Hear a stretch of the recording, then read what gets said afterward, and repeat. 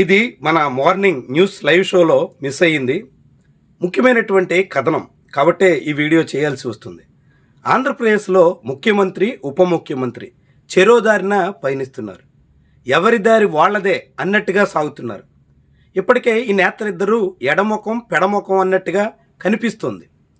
ముఖ్యమంత్రి నిర్వహిస్తున్నటువంటి క్యాబినెట్ భేటీలకు కూడా పవన్ కళ్యాణ్ దూరంగా ఉంటున్నారు. ఆఖరికి ఆయన అమరావతికి అత్యంత చేరువలో మంగళగిరిలోనే ఉంటున్నప్పటికి కూడా వెలగపూడి సచివాలయంలో జరిగే క్యాబినెట్ భేటీకి డుమ్మా కొట్టేస్తున్నారు. ఇదంతా జరుగుతున్నటువంటి తరుణంలోనే రాష్ట్రంలో జనసేన టీడీపీ నేతల మధ్య మాటల యుద్ధం అయితే పెరుగుతోంది.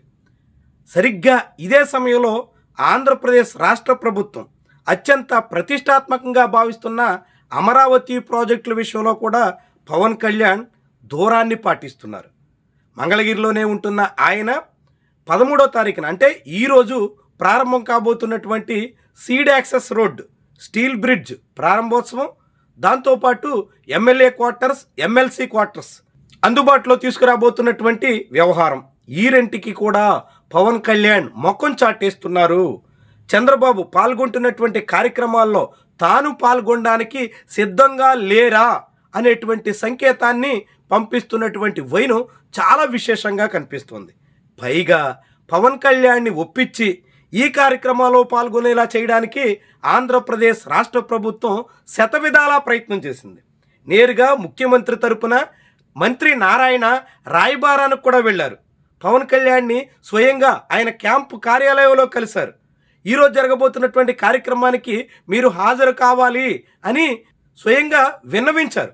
కానీ పవన్ కళ్యాణ్ మాత్రం ఆ విన్నపాన్ని తోసిపుచ్చారు. తాను ముందుగా అనుకున్నటువంటి కార్యక్రమానికే హాజరవుతున్నట్టు వెల్లడించారు. అమరావతికి దూరమే అన్నట్టు తేటతెల్లం చేశారు.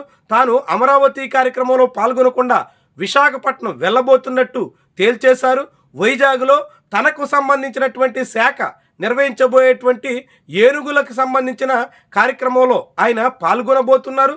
తద్వారా అమరావతిలో ముఖ్యమంత్రి నిర్వహిస్తున్నటువంటి కార్యక్రమానికి ముఖం కూడా చూపించడానికి పవన్ కళ్యాణ్ ససేమీరా అని చెప్పేశారు. చాలా ఆసక్తికరమైనటువంటి వ్యవహారం. నిజానికి పవన్ కళ్యాణ్కి ఏమాత్రమైన చంద్రబాబుతో సంబంధాలు సన్నిహితంగా ఉంటే, సఖ్యంగా సాగుతుంటే ఉదయం ఈ కార్యక్రమంలో పాల్గొని ఆ తర్వాత హుటాహుటీన వైజాగ్ వెళ్ళే పని పెట్టుకోవచ్చు. ఎందుకంటే స్పెషల్ ఫ్లైట్లు, హెలికాప్టర్లు యథేచ్ఛగా ఆంధ్రప్రదేశ్లో ముఖ్యమంత్రితో పాటుగా ఉప ముఖ్యమంత్రి నారా లోకేష్ వీళ్ళందరూ వినియోగిస్తున్నటువంటి విషయం అందరికీ తెలుసు. అనేక కార్యక్రమాల్లో ఈ వ్యవహారం యథేచ్ఛగా సాగుతుంది. అలాంటి సమయంలో అమరావతిలో కార్యక్రమం ఉదయాన్నే కాబట్టి దీన్ని ముగించుకుని ఒక 2 గంటల్లోగా మళ్ళీ విశాఖపట్నంలో కార్యక్రమానికి హాజరయ్యే అవకాశం ఉన్నప్పటికీ పవన్ కళ్యాణ్ మాత్రం అందుకు నిరాకరించేశారు. అంటే చంద్రబాబు పవన్ కళ్యాణ్ మధ్య ఉన్నటువంటి దూరం, ఆ వైరం చాలా తీవ్రంగా ఉంది అనే సంకేతాన్ని అయితే పంపేశారు.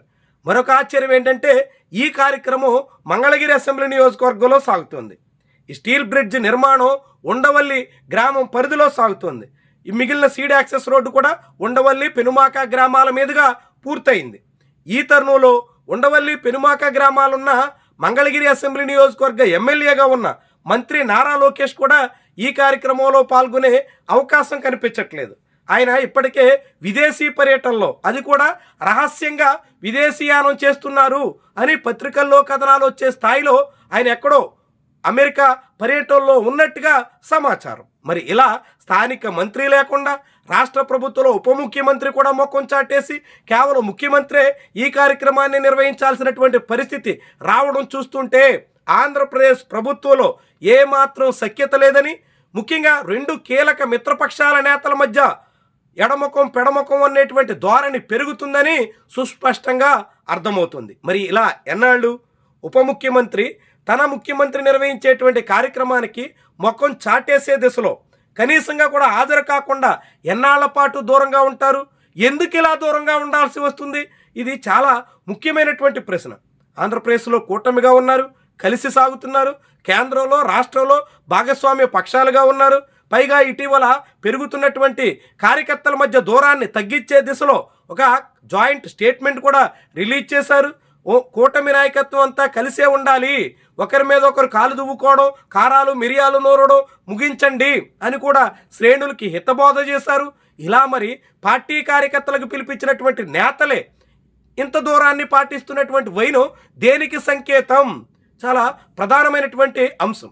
గడిచిన 2.5 ఏళ్లగా కూటమిలో అనేక చోట్ల కేడర్ మధ్య కలహాలు ముదిరినప్పటికీ, కాలు దువ్వుకునే పరిస్థితి వచ్చినప్పటికీ అంతో ఇంతో సఖ్యంగా మెలిగారంటే అందుకు ప్రధాన కారణం చంద్రబాబు, పవన్ కళ్యాణ్ ఒకటే అనేటువంటి సంకేతం ఇవ్వడం. ఎన్ని జరిగినా కిందన క్షేత్రస్థాయిలో ఎలాంటి పరిస్థితి వచ్చినా కూటమి మాత్రం కలిసే ఉంటుంది, 15 ఏళ్ల పాటు కలిసే సాగుతాం అనే అభిప్రాయాన్ని, అలాంటి సంకేతాల్ని క్షేత్రస్థాయికి పంపించడంలో పవన్ కళ్యాణ్, చంద్రబాబు ఇన్నాళ్లుగా సక్సెస్ అవుతూ వచ్చారు. దాని కారణంగానే కూటమిలో విభేదాల్ని కప్పిపుచ్చగలిగారు. ఎక్కడైనా కొన్ని చోట్ల చాలా పెద్ద స్థాయిలో వైరుధ్యాలు బయటపడినా వాటన్నిటినీ మరింత ఉధృతం కాకుండా అడ్డుకోగలిగారు. కానీ ఇప్పుడు మాత్రం పరిస్థితి అందుకు భిన్నంగా సాగుతుంది. అధినేతల స్థాయిలోనే విభేదాలున్నటువంటి విషయం తేట తెల్లమవుతుంది. అందుకు అమరావతి వేదికగా మారుతోంది. అమరావతి కార్యక్రమాల్లో నేరుగా మంత్రి నారాయణే రాయబారం వెళ్ళి పవన్ కళ్యాణ్ని నచ్చజెప్పే ప్రయత్నం చేసినప్పటికి కూడా ససేమీరా అనడం ద్వారా చంద్రబాబు చేసినటువంటి ప్రయత్నాలు బెడిచికొట్టినట్టుగా కనిపిస్తోంది. పవన్ కళ్యాణ్ చంద్రబాబు కార్యక్రమాల్లో ముఖం చూపించడానికి కూడా సిద్ధం కావడం లేదనేటువంటి సంకేతం ఇస్తుంది. గడిచిన 2 నెలల కాలంగా చూస్తే కేవలం భోగాపురం ఎయిర్పోర్టు ప్రారంభోత్సవంలో మినహా ఇద్దరు ఒకే వేదికను పంచుకున్నటువంటి ఆనవాళ్లు చాలా నామమాత్రం. ఇక భోగాపురం ఎయిర్పోర్టు ప్రారంభోత్సవ కార్యక్రమంలో కూడా కేవలం నరేంద్ర మోదీని స్తుతించడం మినహా చంద్రబాబు విషయంలో పవన్ కళ్యాణ్ ఒక్క మాట కూడా ప్రస్తావించడానికి పూనుకోలేదు. తద్వారా ఇరువురు నేతల మధ్య వైరం ముదురుతోందని, దూరం పెరుగుతుందని, జనసేన టీడీపీ మధ్య తగాదాలు తారస్థాయికి చేరబోతున్నాయని, కూటమిలో కలహాలు అత్యంత తీవ్రమైనటువంటి రీతిన పెరగబోతున్నాయని ఎవరికైనా ఇట్టే అర్థమవుతోంది. మరి దీన్ని ఎలా సర్దుబాటు చేసుకుంటారు? ఎలా ఇరువురు నేతలు రాజీకి వస్తారు? ఎంతకాలానికి సఖ్యత మళ్ళీ కనిపించేలా ప్రదర్శిస్తారు? ఇదంతా ముఖ్యమైనటువంటి విషయం. అది జరగకపోతే ఇక ఒంగోలే కాదు, రాష్ట్ర వ్యాప్తంగా అనేక చోట్ల విభేదాలు బట్టబయలు కావడం ఖాయం. ఈ వివాదం పెద్ద స్థాయిలో రాజకీయ పరిణామాల్లో మార్పునికి సూచికగా కూడా మిగిలే అవకాశం లేకపోలేదన్నది వాస్తవం.